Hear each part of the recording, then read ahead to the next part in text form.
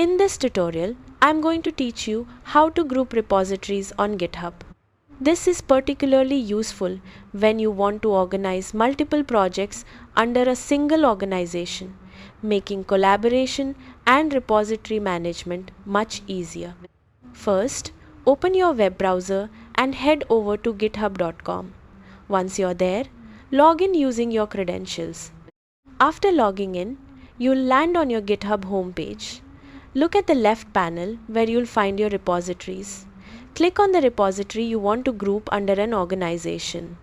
Once you're inside the repository, click on the Settings tab in the top toolbar. This is where you'll find the administrative options for your repository. Now, scroll down through the Settings page until you find the Transfer Ownership section.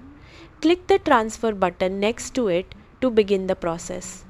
A transfer window will appear with an option to choose a new owner. Click the drop-down menu and select the organization where you want to move the repository. Next, GitHub will ask you to confirm the transfer by entering the repository name. Type the required information exactly as shown. Once you've confirmed the details, click I understand. Transfer this repository. GitHub will process the request and move the repository to your selected organization. And that's it. You've successfully grouped your repository under an organization on GitHub. Thanks for watching.